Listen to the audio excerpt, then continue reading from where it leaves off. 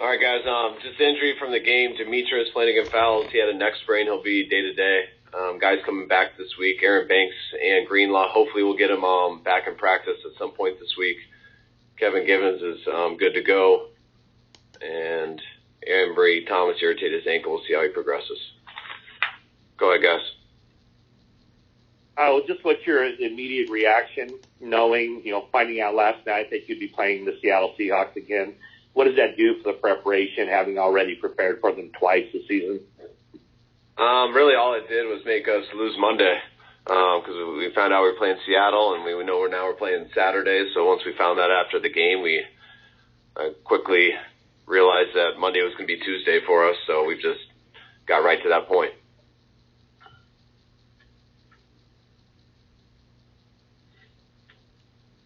Kyle, how did both Elijah and Debo come out of the game, and what did you see from them as their first game back? They came out great. First they came out healthy, which was very important, and with them being able to come out healthy, I thought it was great that they both got to play some and get back in there, and I think it'll help them going into this week. Kyle, with losing Monday, what is your plan for the week? Just treating today like a Tuesday. We weren't going to have a team meeting. I told the guys after the game, regardless whether we played Saturday or Sunday, we weren't going to do a team meeting or anything today. I just wanted those guys working all on recovery and things like that. And now that we know that we're playing Saturday, just this Tuesday will be a Wednesday. So we got today to get our whole game plan in. Players to do their recovery. They'll come in tomorrow, and for that, really, we'll most likely go half speed. We won't do a full speed practice or anything like that, and we'll just get that going on Wednesday. Hey, Kyle, when people talk about how it's hard to beat a team 3 times in a season, I guess what did you learn from that aspect last year, and just what do you see of this matchup against the Seahawks? I look at it as, I don't really look at it as you have to beat someone 3 times. I just look at it as we got to beat them on Saturday. That's the game. I don't think the other games have to do with it. It all comes down to this, and that's how it was last year too. There was no difference to me in that. Teams know each other pretty well. You don't get to surprise teams that much in situations like this, but that's how it's been with us in Seattle for a number of years here. And usually every time we play, it's comes down to the wire. Usually that last possession, and that's what we're working and ready to fight for. Kyle, you spoke about Brock last night not taking the sack for 17 yards. Is he a guy that you've seen doesn't make the same mistake twice, or at least does it very little? He's done pretty good at that so far. He's hard on himself. Usually he knows what he's done right or wrong before you even get to him. Just watching the film last night on that Simmons has got a pretty good 40, and he creeped up on him pretty fast rolling to the left. So I think he was well aware that he shouldn't be taking a sack there, but it wasn't the easiest situation either for him with him chasing him down, running to the left right there.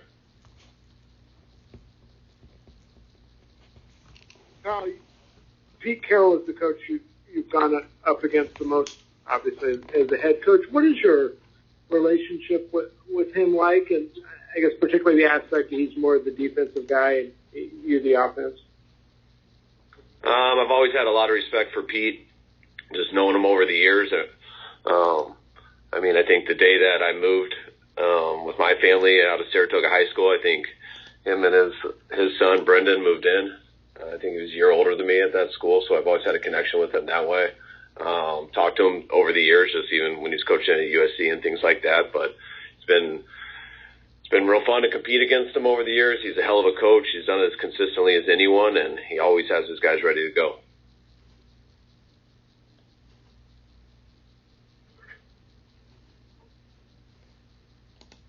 Have you gotten any head coaching requests for D'Amico or GM requests for Adam Peters? Denver put in a request for D'Amico, and which team? And Tennessee did for AP from Adam Peters and Rand Carlson.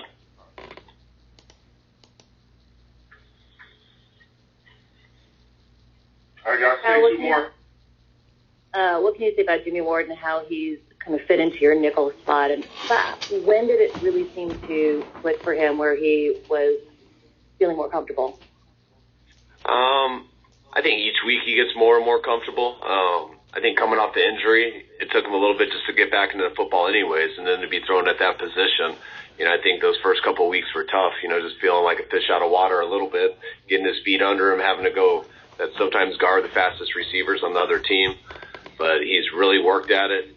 He's put in a lot of time. He practices every single day. He does walks the exact same way he does full speed stuff, and it's a huge credit to him and the coaching staff with him, just how far he's come, just learning that position and how talented he's always been enough to play it.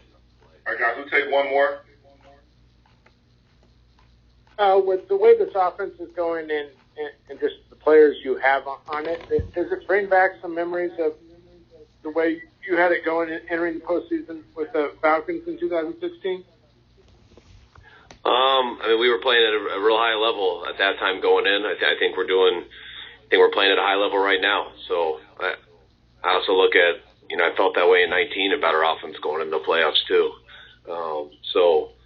I think you need to be doing that, especially to have a chance to get through these games. But nothing really matters how you're doing going into it. It's how you do that first game. And if there is a first game and you play like you're capable, then you get the privilege for a second game. But this season can end fast, and that's why these playoffs are such a big deal, and that's why they're so fun to watch for everybody, because it's just one game, it's just one moment, and we got to do everything we can for the next 6 days to get ready for that. And when we get to those 3.5 hours, just cut it loose. All right, guys, we'll see you tomorrow. Appreciate it.